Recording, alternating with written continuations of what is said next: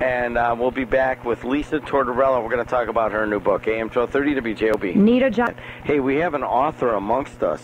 You know what I'm talking about? And she has written a new book. It's called The Moose at the Manger. And she is a 1986 grad from BNI. She went to Purdue Cal, got a bachelor's degree in education in 1990. And she's a 12-year teacher in the public schools, and that is Lisa Tortorello. Hey, Lisa, how are you? Hi, I'm fine. How are you? All right. So you wrote a book, huh? The Moose at the Manger. Yes, I did. It's coming out next week. It's coming out next week. Well, you know what? I just happen to have a copy in my hand. I don't know how that happened. And it's signed by you. What excellent penmanship you have, by the way. Oh, thank you. You got teacher penmanship. Why'd you write a book?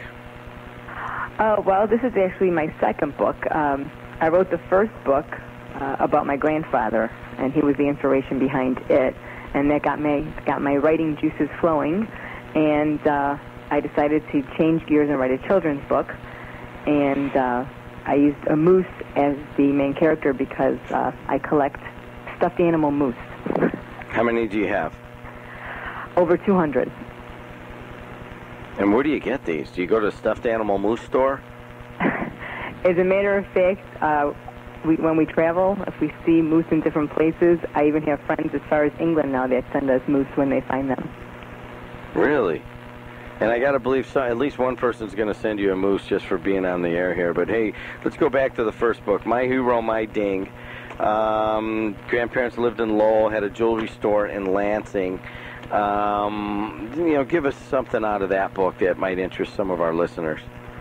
A lot of the book takes place, the setting in Lowell.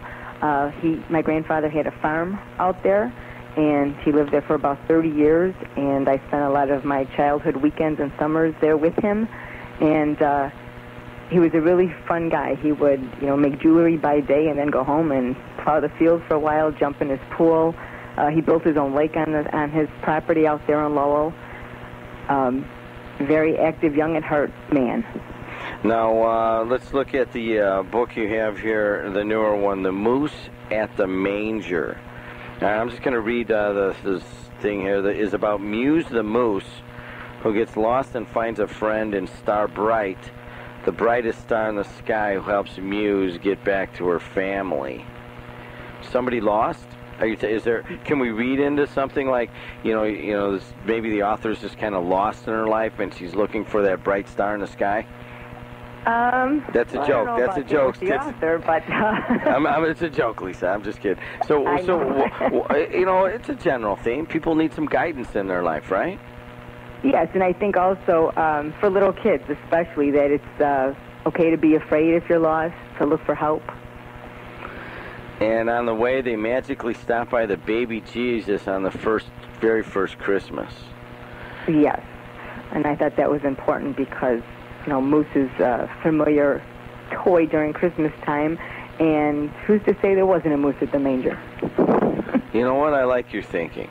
It's an imagination, right? So you've been teaching 12 years in the public schools of Chicago? Yes, I have been. How's that going? It's getting rougher. What do you mean? Now with the whole situation is getting rougher, but the students overall, they're getting rougher as times go by. I started in Catholic school, so it was a big switch when I first moved to the public schools. And of course, you make more money. There's no doubt about it. I mean, the Chicago public schools pay pretty well, but from the day that you started 12 years ago to today, there's a difference in the kids? Yes. I think there's a difference in the kids, and even in many cases, the attitudes of the parents, which makes it a little more difficult sometimes to teach. That's a recurring theme whenever we start talking about some of the problems in the Indiana schools here, and even from the teachers themselves that come in here, is that, the parents, sometimes it just seems like they don't care, and that's a tough one. I mean, it's hard to make people care sometimes. Don't you agree? I do agree with that. Yeah. I mean, luckily we still have, some parents who do care and they'll go above and beyond for their children, but it's unfortunate that more and more that's not the way the parents are going. Talking to Lisa Tortorello. You can get her book starting what day? Well, it'll be out on like Amazon.com and Barnes & Noble starting June 26th. Autographed copies are available for me now. Okay, and how can they get a hold of you to get that? They can go to my website. And that is, go ahead. Which is mooseatthemanger.tateauthor.com. Okay, so that's mooseatthemanger.tate author.com, and I'll give that out again. Now, who would want to buy your book? Well, I think parents, grandparents would like to buy the book to read it to their children, grandchildren. It would make great presents for little kids, and it's good for kids to be used as a read aloud when they're real little, but up through 4th or 5th grade, I think they will enjoy reading it on their own. Lisa Tortorello, local author, and I have a signed copy. Is this mine, or am I taking somebody else's, Ryan? This is mine? All right, well, I appreciate this. This is a really colorful book.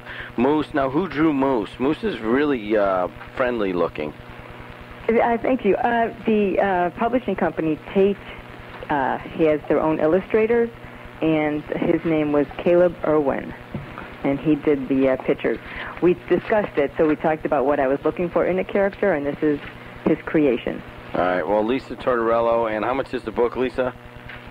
The book sells for $8.99, but if it's purchased through me, I will give you a discount. A discount. All right, there it is. So go to the website, and you can get it. Lisa Tortorello. I'll spell that in just a little bit. All right, hey, Lisa, I'm going to read the first paragraph. Thanks a lot. I appreciate it so much.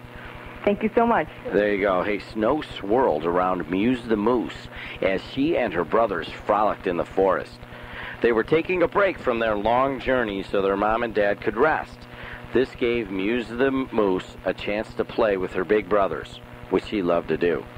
When Muse's parents awoke from their nap, the family gathered berries and twigs to eat.